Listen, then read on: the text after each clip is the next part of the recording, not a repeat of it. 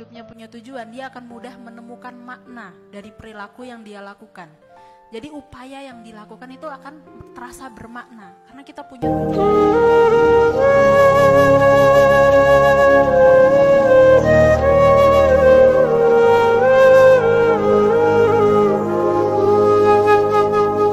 kehidupan yang paling bermakna, yang paling signifikan itu adalah ketika sudah menemukan tujuan. Teman-teman kalau di pondok punya tujuan dan yang di pondok tidak tahu mau kemana, kira-kira lebih sungguh-sungguh yang mana? Yang punya orang kalau hidupnya punya tujuan, dia akan mudah menemukan makna dari perilaku yang dia lakukan. Jadi upaya yang dilakukan itu akan terasa bermakna karena kita punya tujuan. Sedangkan kalau nggak punya tujuan ya terombang-ambing, nggak jelas, mengikuti arus. Anak-anak yang rawan terkena pergaulan bebas, terkena pengaruh-pengaruh negatif media sosial, influencer-influencer yang suka party itu, biasanya adalah anak-anak yang tidak punya tujuan, yang tidak mengenali tujuan hidupnya apa, yang tidak tahu mau kemana, atau anak-anak yang biasanya kurang mendapatkan kebutuhan dasarnya di rumah, kalau kata psikolog inner child, begitu ya. Nah, maka ketika kita sadar, kita punya PR diri, benahilah itu. Kira-kira PR diri saya apa ya? Kok di pondok ini kan sudah diajari yang baik, diberitahu, diberi pendidikan, diajari akhlak. Pondok itu kan ada taklim, belajar mengajar, transformasi pengetahuan, ada takdib, etika, perilaku, moral, ada tarbiyah, pendidikan karakter. Itu di pondok ada semua. Kita menghormati guru, kemudian belajar bersabar, karena antri jeding misalkan, itu pembelajaran loh teman-teman. Semua serba prihatin, itu pembelajaran dan ada di pondok. Tapi kok saya tuh merasa tidak nyaman ya dengan yang seperti ini. Meskipun saya sudah dikasih tahu tujuannya baik di masyarakat, ketika orang ini pulang dari pondok dan selesai maka dia dianggap bernilai, betul atau tidak?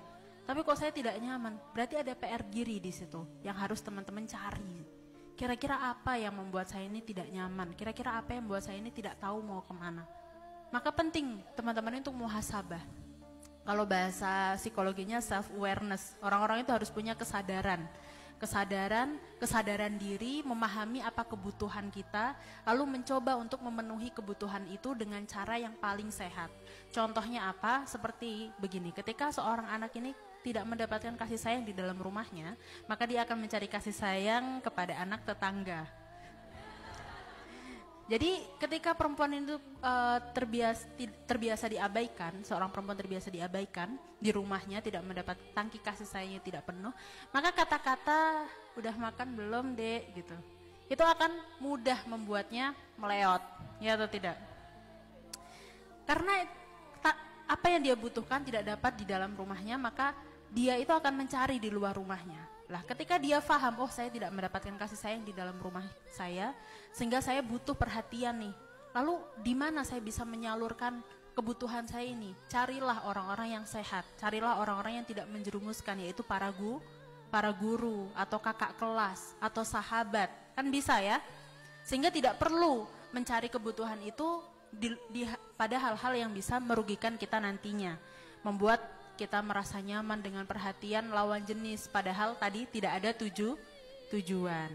Maka penting perempuan ini untuk memahami kebutuhan dirinya supaya dapat mencari jawaban, mencari kebutuhannya itu pada hal-hal yang tidak merugikannya. Bisa difahami ya? Jadi perempuan harus punya yang namanya konsep diri positif.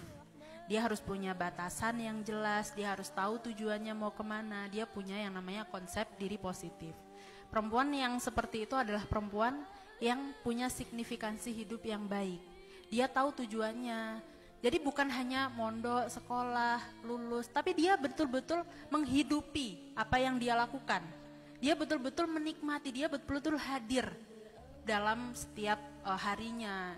Dia di pondok, dia di kelas, dia betul-betul ada. Dia betul-betul menjadi perempuan yang tahu akan nilai dirinya, bahwa saya di sini adalah untuk belajar, untuk menjadi perempuan yang bernilai. Bisa difahami ya? Jadi harus punya yang namanya konsep diri positif, harus punya batasan yang jelas. Oke? Jangan terombang-ambing, jangan terdikte oleh standar sosial yang sebetulnya standar sosial itu tidak selalu relevan untuk kita. Seperti contoh, ketika seorang perempuan itu terdikte oleh standar kecantikan yang dibuat oleh industri kecantikan. Kira-kira kita akhirnya mendefinisikan diri kita itu sesuai dengan definisi eksternal yang sebetulnya itu tidak relevan. Karena itu ada tujuan komersial. Bisa difahami tidak? Standar kecantikannya adalah Jennie Blackpink misalkan. Yang badannya tuh kayak Barbie. Sedangkan kita itu punya bentuk badan yang berbeda-beda, betul atau tidak?